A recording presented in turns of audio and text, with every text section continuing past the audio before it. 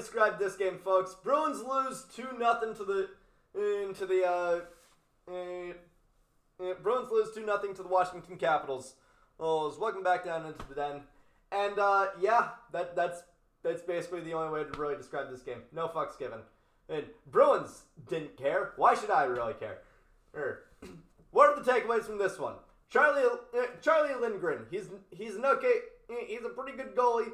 And for some reason, whenever he plays against the Bruins, he turns into the second coming of Dominic Hasek. Now, that is part one, but part two kind of flies in the face of that.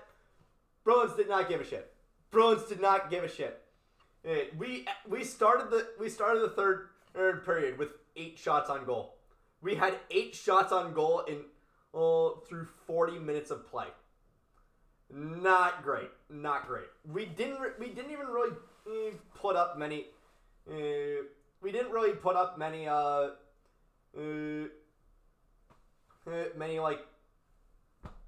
Many good opportunities anyway. Third, Frederick.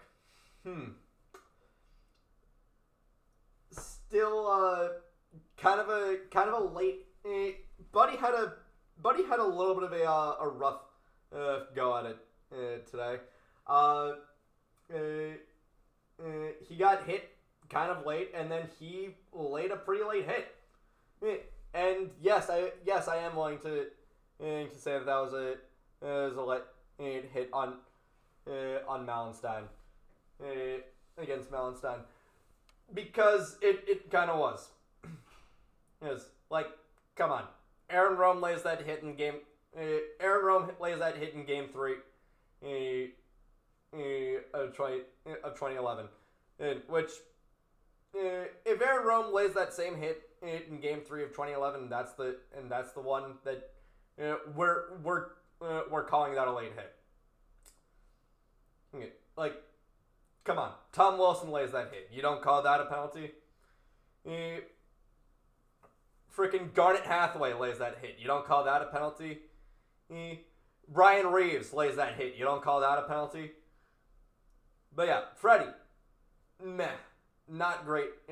Not a fantastic one, and from him. So that's part 3. Part 4, Lauka. Very, very, very impressed with him. Not really from this game. No, this game, honestly, he was a bit meh alongside the rest of the Bruins. But it's evident that his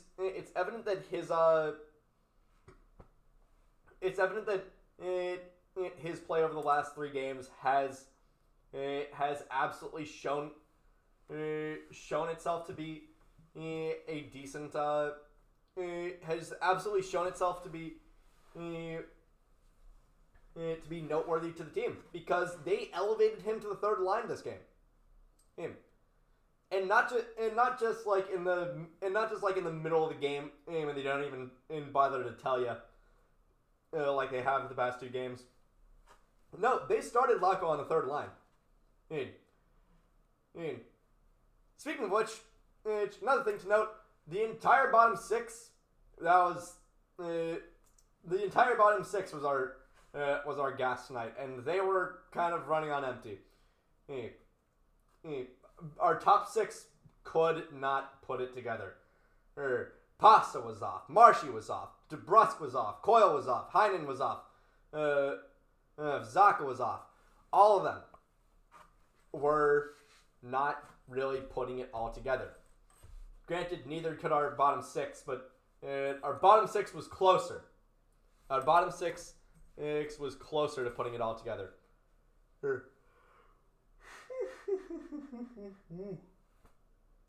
Now, the big one, the big thing, McAvoy. Not good. McAvoy has not been good. And Monty knows that McAvoy has not been good. He's yelled at McAvoy for not being good over the past few games. And you know what? He deserves to be yelled at a little bit, because one, he's a big boy. McAvoy is a big boy. He can take it. And second of all, his play has been not great. He's blown coverages. He's blown coverages. He's given the puck away way too many times, which by the way was a massive problem in this game. For the 1 trillionth time, the Bruins were not great at puck possession in their own zone, and it killed us. But all of these takeaways are kind of secondary because this was the closest thing you had to a throwaway game. This was the closest thing you had to a throwaway game. Tomorrow against Ottawa, that is your that is your test of how much you want this. Yes. And I know saying that at game 82 when you are comfortably in the playoffs is kind of silly, but with this loss, you no longer control your own destiny. If you had won tonight, you would have clinched the top spot in the Atlantic Division and faced the first wildcard team, which at this point is Tampa. But now, it is up to Florida. It is up to Florida to make sure that happens. And if Florida loses tomorrow, which they're playing Toronto, we get Toronto. Now, I'm just going to say this. The Bruins right now, I would rather them face Tampa than Toronto. And I say this knowing that no matter what, our path to the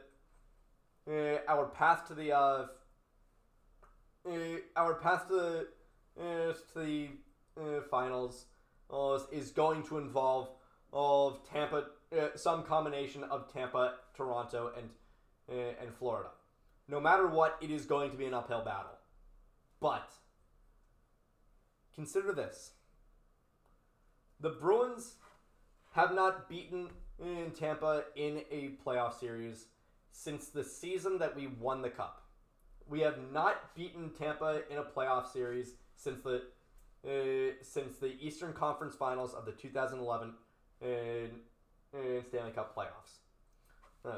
The other times we've played them, we lost in 5 in the conference finals in 2017-2018, and we lost in the conference finals in the 2019-2020 bubbles season. So we have a chance to slay our demon. The Bruins, on the other hand, and against the Leafs, have not lost to the Leafs in the playoffs since 1959. We have not lost to the Toronto Maple Leafs since 10 years since 10 years before the Stonewall riots, since 6 years before Kennedy's assassination, and since 10 years before man landed on the frickin' moon. I think you know where I'm going with this. I would rather have the chance to slay our demon rather than give Toronto the opportunity to slay theirs. And for what it's worth, if we're to play against the Leafs, I think it might be a little bit easier. Now, this is entirely provided that Sheldon Keefe has learned absolutely nothing and is continuing to trot out TJ Brody and Morgan Riley as a defensive pairing. That defensive pairing. I mean, Steve Dangle already showed you guys how terrible that pairing is with that analogy and visual gag of eating a chocolate cupcake that's been lathered with mustard. Mad respect to him, by the way. for not only thinking of that comparison, but also being able to go through with that gag. Ugh, emphasis on gag, by the way. But man, but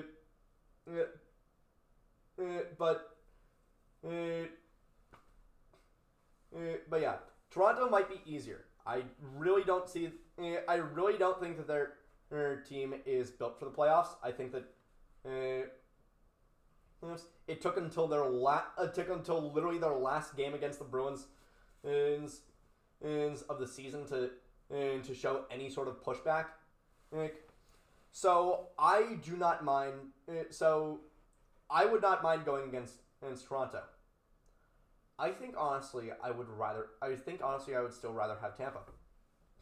Yes, they still have that insane, deadly trio, that three-headed monster, that Cerberus of Kucherov, Stamkos, Point. That is their three-headed monster right there. The thing is, Andrei Vasilevsky is the most moral that we've seen in all season, in his entire career. That back surgery that he had in the offseason, he has not recovered 100% from. And it shows with him just barely treading water over 900. That is the key to our victory. That right there is the key to our victory. Make Vasilevsky work for everything. Because he is not really getting. He's not getting everything. So you make him work for everything. So you make him try to get everything. But for right now, with this game, chuck the tape into the incinerator. You got nothing. You got nothing to look for here. I don't know what you're looking. I don't know what you're looking for in this one. This one is very much a throwaway. Like, what do you want me to say? What do you want me to say? Like, good on John Carlson for somehow learning how to throw a freaking curveball with his hockey stick. Like that. Like, I don't care what anyone says. That John Carlson goal was cool. It was cool. It didn't hit anything. It didn't hit anybody. It didn't hit a stick. It was just from his stick right to goal, and it still managed to curve enough to where Swayman couldn't catch it. It's like John Carlo trying to bite on an outside slider. My God, what a goal that one was. And because the Bruins could not pull their heads, because the Bruins could not dislodge their heads from their rectums if you gave them a jaws of life, that ended up being the game-winning goal. That congratulations, I've just summed up the entire game. But that's going to be it, because there really isn't anything else to talk about. Thank you all so much for watching. I will see you guys tomorrow, and on Wednesday, I have something a little bit extra for you. And then hopefully by Saturday, I will have the hype tape going. Yes, this means I have something extra other than the hype tape. Stay tuned.